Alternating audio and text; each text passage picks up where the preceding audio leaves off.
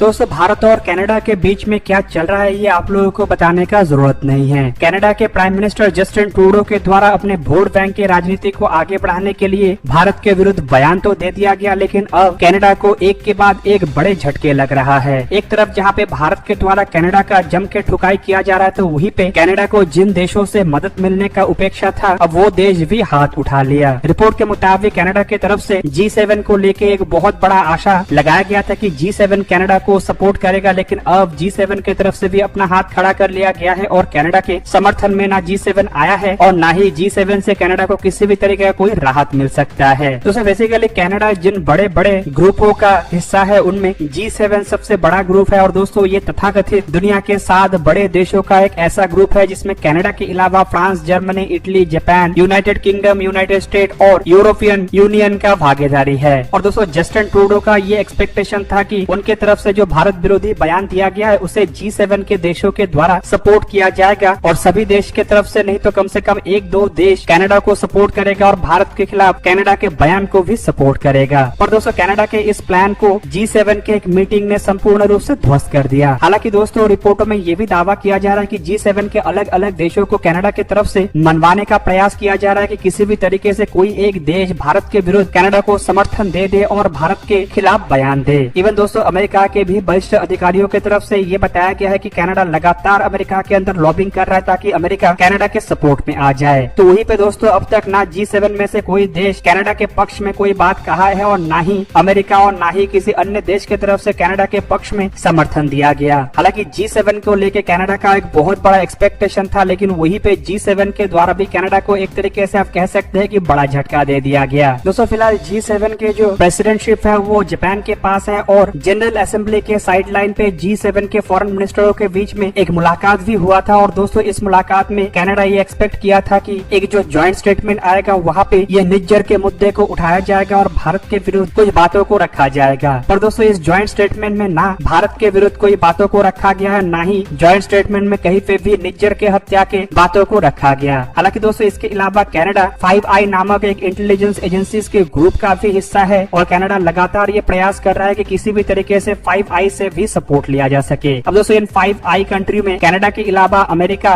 Britain, Australia और New Zealand है। और दोस्तों 5i असल में एक ऐसा ग्रुप है जो कि अपने भीतर इंटेलिजेंस को शेयर करता है और एक तरीके से आप कह सकते हैं कि किसी देश को अगर किसी भी तरीके का कोई इंटेलिजेंस का जरूरत पड़ेगा तो ये 5 देशों के द्वारा उसमें मदद किया जाएगा। अब दोस्तों यहाँ पे जो खालिस्तानी आतंकी निज्जर की हत्याकांड है इसे लेके कनाडा के इन्वेस्टिगेशन एजेंसीज के तरफ से तो इन्वेस्टिगेशन किया जा रहा है, लेकिन कनाडा को एक्सपेक्टेशन था कि इसमें जो जस्टिन ट्रूडो के द्वारा बयान दिया गया उसमें 5i के देशों के तरफ से भी समर्थन दिया जाएगा क्योंकि उनके इन्वेस्टिगेशन एजेंसीज एक साथ मिलकर काम करते हैं। पर यहाँ पे भी कनाडा को किसी भी तरीके से कोई फायदा नहीं हुआ। बेसिकली दोस्तों अगर देखा जाए तो जस्टिन ट्रूडो के द्वारा अपना बयान देके एक तरीके से अपने खुद के पैर के ऊपर कुल्हाड़ी मारा गया है, क्योंकि इसके बाद जस्टिन ट्रूडो के खिलाफ भी कनाडा के अंदर अलग अलग तरीके की बातों को सामने लाया जा रहा है, जहाँ पे ऑपोजिशन पार्टी के लीडर के तरफ से तो ये भी पूछा गया कि किस इन्वेस्टिगेशन के बेस पे या किस तथ्य के बेस पे इस तरीके के बड़े इल्जाम भारत के खिलाफ लगाया गया है। इवन उनके तरफ से तो ये भी कहा गया है कि एलिगेशन के बेस पे अगर इतना बड़ा डिसीजन लिया गया है तो सबूत को भी सामने रखा जाए। हालांकि दोस्तों जब कनाडा के प्राइम मिनिस्टर के द्वारा भारत के ऊपर इल्जाम लगाया जा रहा था तब उनके तरफ से भी ये साफ कहा गया कि सबूत नहीं है बल्कि उनके पास एक इल्जाम है और उस इल्जाम के बेस पे ही वो भारत को जिम्मेदार ठहरा रहे हैं। अब ऐसे में दोस्तों इससे एक बात तो साफ हो जाता है कि जस्टिन ट्रूडो का केवल मात्र इरादा भारत को कटघरे में खड़ा करना था और एक तरीके से सनसनी पैदा करना था ताकि जो कनाडा के अंदर खालिस्तानियों का वोट है वो जस्टिन ट्रूडो को मिल सके। दूसरी तरफ दोस्तों जस्टिन ट्रूडो का जो सरकार है वो भी जगमीत सिंह के पार्टी के सपोर्ट में ही टिका हुआ है और जगमीत सिंह को भी खालिस्तानियों का समर्थक माना जाता है। ऐसे में जगमीत सिंह के समर्थन को बरकरार रखने के लिए ही अपने वोट बैंक की नीति के तहत कनाडाई पीएम जस्टिन ट्रूडो के द्वारा ये बड़ा बयान दिया गया है। हालांकि वहीं पे दोस्तों कल भी मैं आप लोगों को एक वीडियो के माध्यम से बता चुका हूँ कि किस तरीके से जगमीत सिंह की तरफ से भी ये प्रयास किया जा रहा है कि किसी भी तरीके से वेस्टर्न देशों को कनाडा के समर्थन में लाया जाए और इसी कारण उनके द्वारा एक लेटर लिखा गया और उस लेटर में भारत के अलावा ईरान, चाइना, रशिया जैसे देशों को भी शामिल किया गया ताकि एटलीस्ट सिंपैथी के बेस पे अमेरिका, ब्रिटेन, फ्रांस जैसे देश कनाडा को समर्थन दे। अब दोस्तों चाइना को लेकर किस तरीके से अमेरिका साउथ चाइना सी में एक लड़ाई जैसी सिचुएशन में घिरा हुआ है, तो वहीं पे किस तरीके से यूक्रेन और रशिया के लड़ाई के कारण पूरा नेटो के जो एलाई है वो रशिया के खिलाफ एकत्रित हुआ है, उसी चीज का फायदा फायदा उठाने का प्रयास जगमीत सिंह की तरफ से किया गया और चाइना, रशिया, ईरान का नाम इसमें जोड़ते हुए एक तरीके से इन देशों का समर्थन इनडायरेक्टली मांगा गया। लेकिन दोस्तों इसमें भी कनाडा को विफलता का ही सामना करना पड़ा और अब तक कोई भी देश कनाडा के ये जो बकवास है इसे ना सपोर्ट किया है और ना ही इसे लेके कोई बयान दिया है। ऊपर से दोस्तों जहाँ से भी जो भी बयान आ रहा है वो भारत के पक्ष में आ रहा है और कनाडा के बयान को निंदनीय करार दिया जा रहा है। दोस्तों आप लोगों को क्या लगता है कि ये जो G7 के देशों के द्वारा कनाडा को बड़ा झटका दिया गया है, इससे जस्टिन ट्रूडो का कितना बड़ा बेइज्जती हुआ होगा? कमेंट करके अपने राय अवश्य दीजिए। दोस्तों आज के इस वीडियो को यही पे ही करते हैं समाप्त। किसी और एक दिन किसी और एक वीडियो में मिलेंगे, तब तक के लिए जय हिंद, वंदे मातरम।